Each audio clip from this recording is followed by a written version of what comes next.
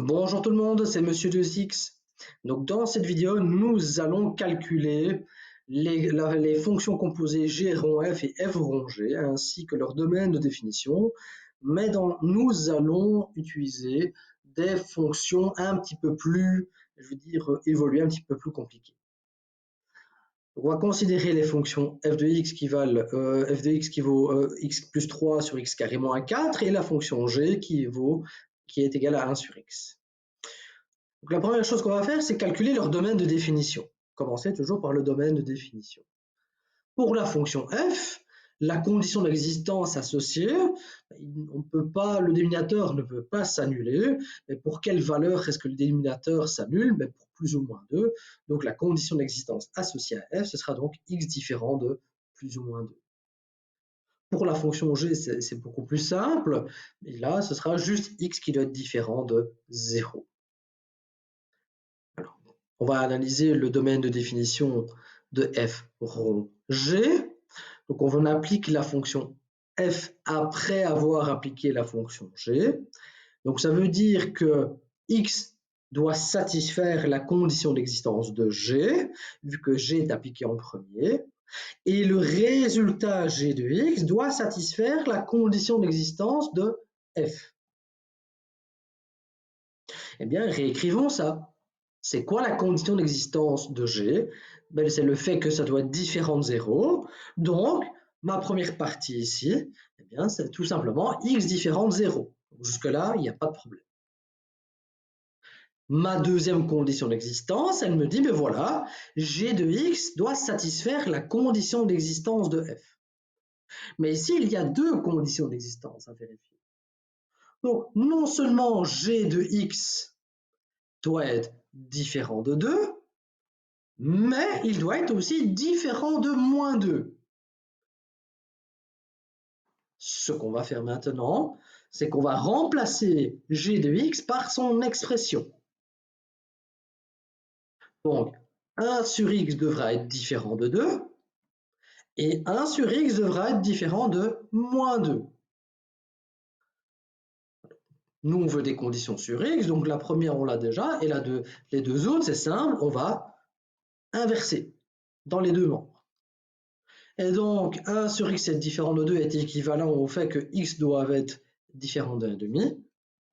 Et 1 sur x différent de moins 2 est équivalent au fait que x doit être différent de moins 1,5. Et donc, la condition d'existence de f rond g, ou l'est plutôt, c'est le fait que x doit être différent de 0 ou de plus ou moins 1,5. Et donc, par conséquent, le domaine de définition de f rond g, c'est R sauf 0 et plus ou moins 1,5. Calculons le domaine de définition de g rond f. Donc ici, c'est f qui est appliqué en premier lieu. Donc x doit satisfaire la condition d'existence de f. Et ensuite, c'est le résultat f de x qui doit satisfaire la condition d'existence de g. Donc, pour que x satisfasse la condition d'existence de f, il faut que x soit différent de plus ou moins 2. Et il faut que f de x soit différent de 0. Alors, on va remplacer f de x par son expression algébrique. La question qu'on se pose, c'est quand est-ce qu'une fraction est différente de 0? Eh bien, il faut que son numérateur soit différent de 0.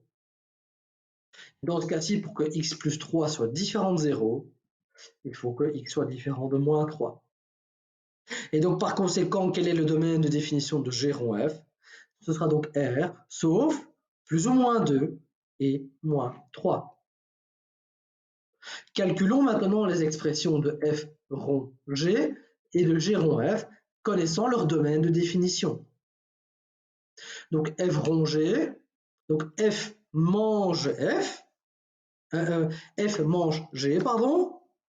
Donc je prends l'expression de f, et chaque fois que je verrai un x, je remplace ce x par l'expression de g, comme affiché à l'écran. De nouveau, jouez avec les couleurs. Analysez bien les couleurs. On met ça sous le même dénominateur, on utilise les propriétés des fractions et on simplifie. pour G rond F. Donc, ici, ce sera donc G qui est appliqué en deuxième lieu. Donc, G mange la fonction F. Donc, on va faire 1 divisé par la fonction F. Et en utilisant les propriétés des fractions, on tombe sur l'expression qui est affichée à l'écran. Alors, j'aimerais bien vous faire quand même quelques remarques pour que vous fassiez bien attention et que vous ne vous fassiez pas avoir.